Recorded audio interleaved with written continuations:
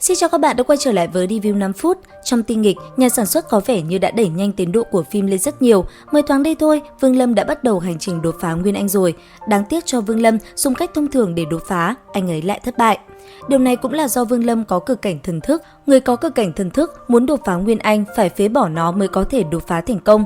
Biết nguyên nhân thất bại, Vương Lâm mới nhớ ra mình chỉ còn một cách, đó là tu luyện theo phương pháp thần đạo thuật mà mình đọc được ở Chiến Thần Điện.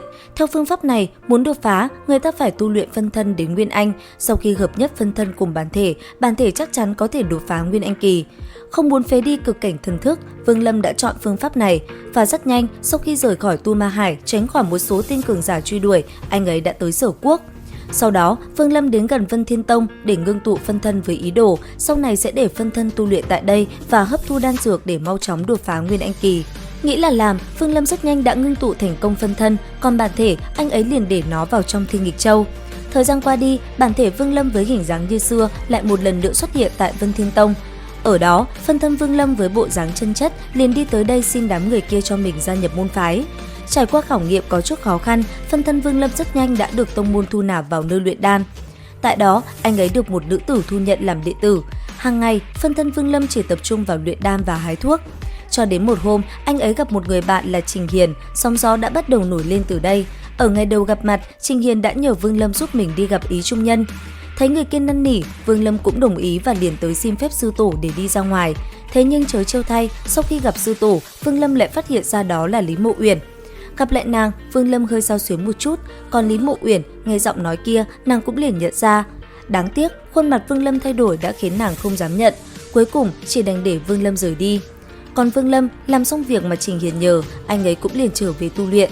Tại căn phòng của mình, Vương Lâm đã bắt đầu biết luyện đan. Tiếp theo, cũng nhờ chế tạo thành công rất nhiều đan dược và hấp thu nó, phân thân Vương Lâm đã thành công đột phá đến trúc cơ kỳ.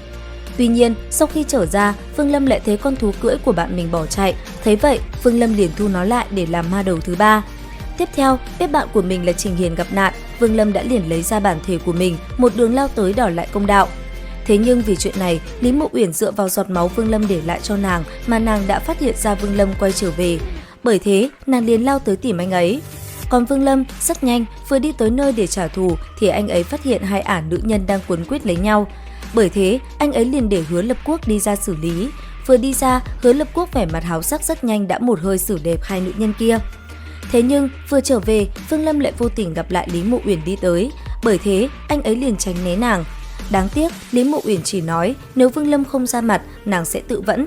Một câu nói này như khiến con tim Vương Lâm rụng rời. Ngay lập tức, anh ấy liền đi ra, thế nhưng khi Lý Mộ Uyển thổ lộ tình cảm, Vương Lâm lại lờ đi.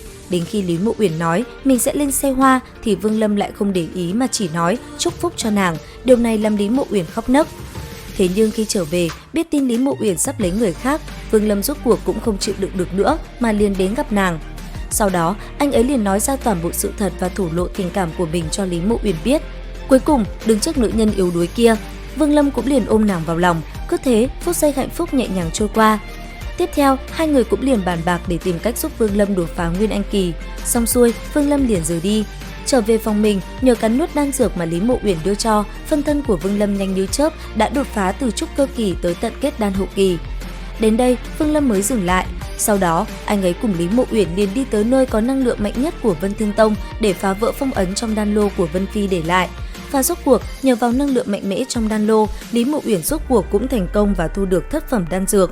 Ngay lập tức, phân thân Vương Lâm cũng liền tiến hành hấp thu đan dược và bắt đầu quá trình đột phá. Quá trình này diễn ra vô cùng thuận lợi. Rốt cuộc theo thời gian trôi qua, phân thân Vương Lâm cũng thành công đột phá Nguyên Anh. Ngay sau đó, anh ấy liền tiến hành hợp nhất phân thân cùng bản thể. Đây là bước quan trọng nhất. Trong thời gian đó, để không ai nghi ngờ, Lý Mộ Uyển cũng phải trở về phòng của mình.